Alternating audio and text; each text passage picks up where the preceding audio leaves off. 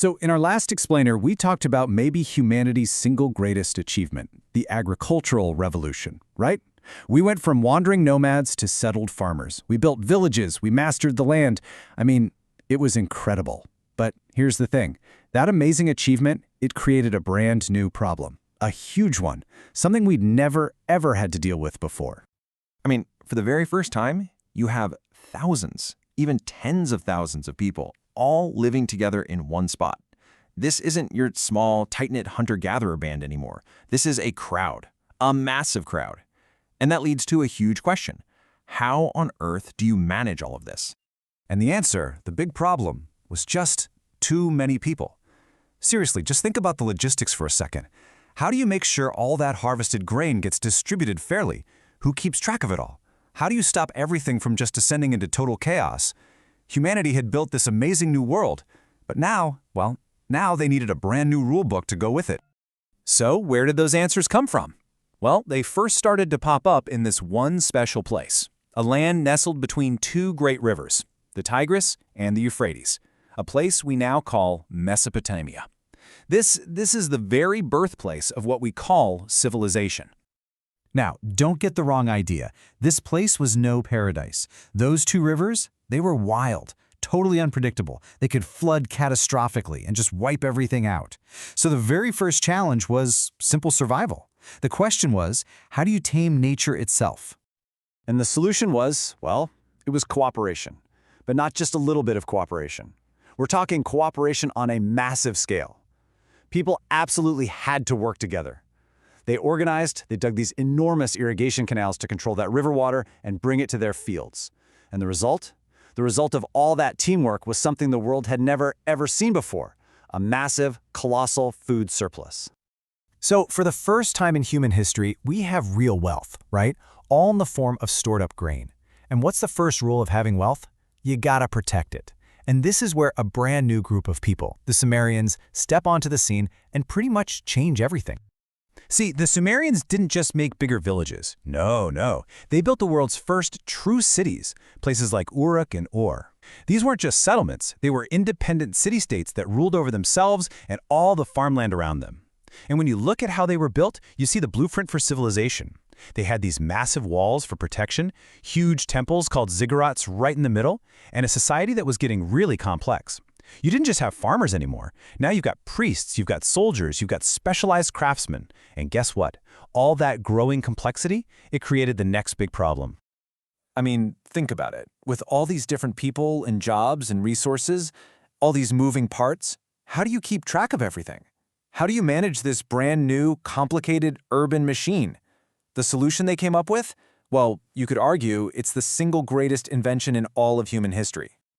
Okay, to really get why this invention was so critical, let's do a little thought experiment. I want you to imagine you are a Sumerian priest. You work at the main temple, the ziggurat, which also happens to be the city's central warehouse.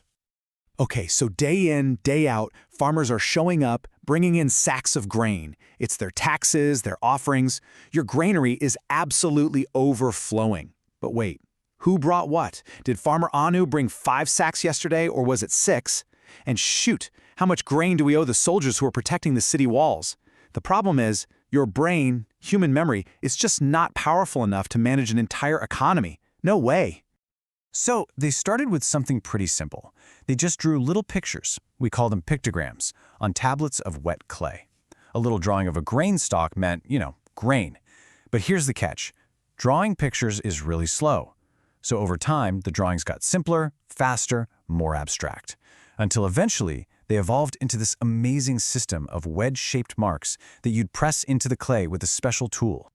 And that system, it became known as cuneiform, the world's very first system of writing. This is it. This is the moment that changes absolutely everything.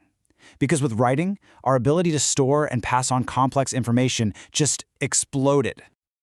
But here's the thing you have to remember, and it's so important.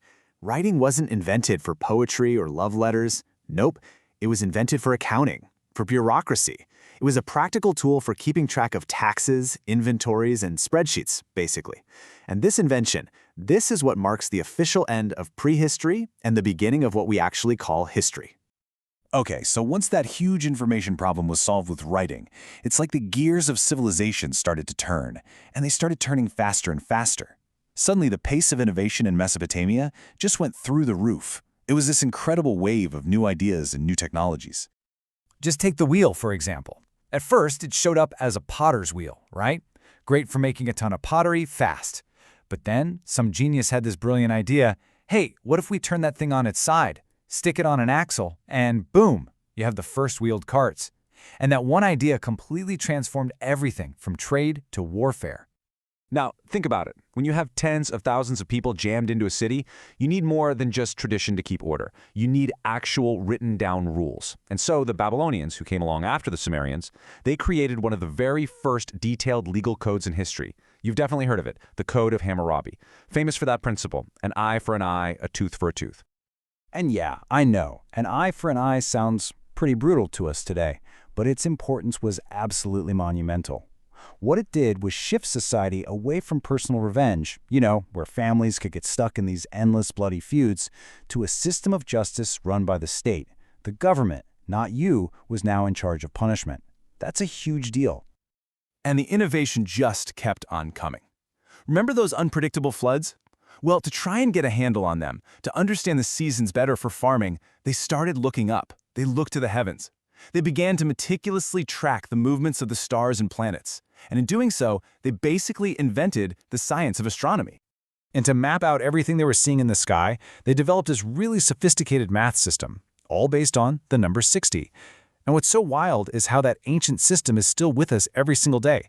You ever wonder why there are 60 seconds in a minute or 60 minutes in an hour? Yep, that's them. That's a direct legacy from ancient Mesopotamia. So let's pause for a second here and really appreciate how insane this leap forward was. I mean, think about the journey. We went from living in caves to building small farming villages, and now, here in Mesopotamia, we're building these incredibly complex city-states. With writing, with laws, with armies, with giant temples.